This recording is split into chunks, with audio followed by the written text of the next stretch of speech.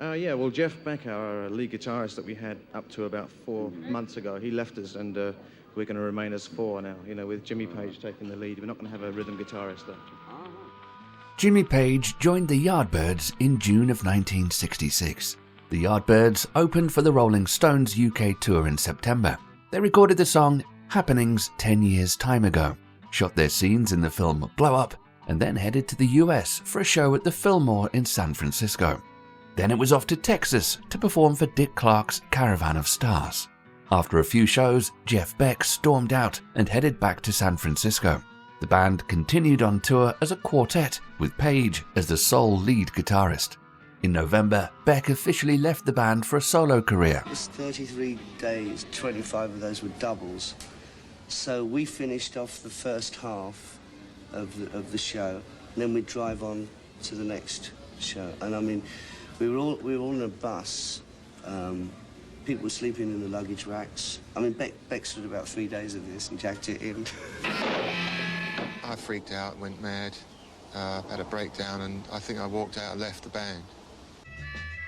The Yardbirds continued without me, and I disappeared, and Jim carried on.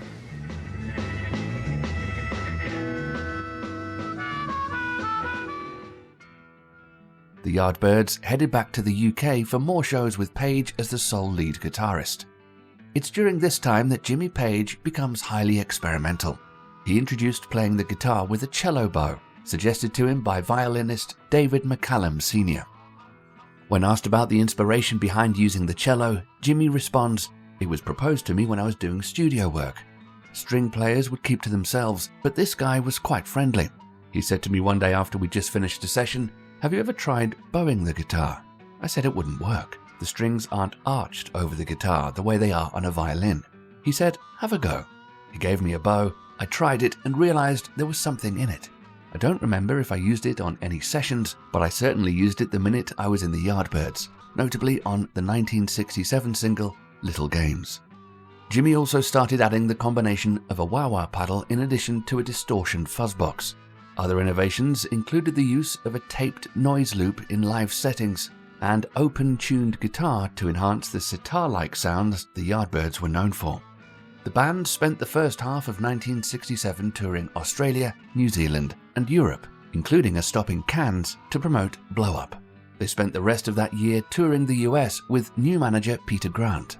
Their live shows became heavier and more experimental. They played Beck-era hits, blues standards, and experimental psychedelia. They also covered the Velvet Underground's I'm Waiting for the Man and Bob Dylan's Most Likely You Go Your Way and I'll Go Mine. American folk singer Jake Holmes' song Dazed and Confused was overhauled by Page and lyrics modified by Ralph. The song became a live fixture of the final American tour. By 1968, Ralph and McCarthy wished to pursue a style influenced by folk and classical music. Page wanted to continue with a heavier sound.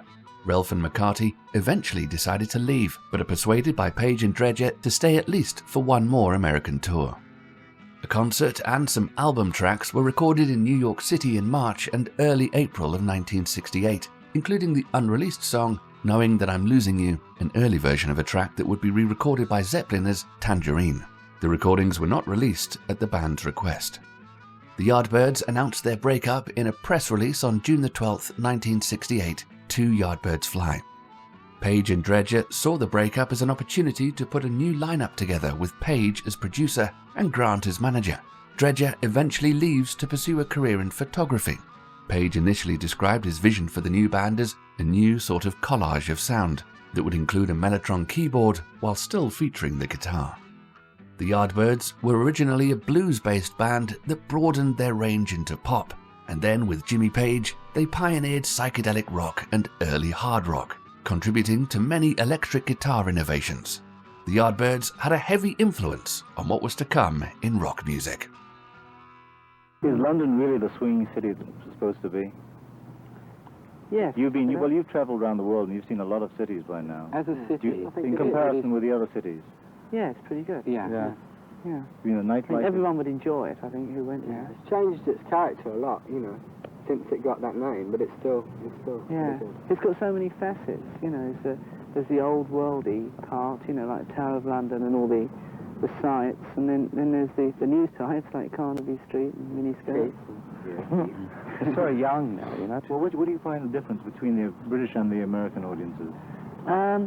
Well, I'd say the British. I mean, I'm not attacking them, but obviously, what with the English scene being so big within the last 2 or 3 years, and yet it even being, you know, bigger before that, they've become so saturated that they don't really show very much appreciation, even though they are liking it, you know. You don't get the big sort of riot things and mobbing the stage anymore. I mean, that's just finished completely. Have you any ambitions? Unfulfilled? Yeah, well, I'm making a film. On your own? Yeah. What is it? With equipment. Oh, it's just a sort of system of events, you know. It's not finished yet. It started. What inspired you to go into film? Was it Blur?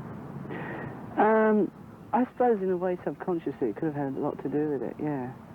But I've always been interested in movie making as an amateur, and I started to buy sort of professional equipment, which cost a fortune. You're asking what we did with our money. And that's, you know, I'm just going to, as soon as we get some free time, I'm going to really hammer into it.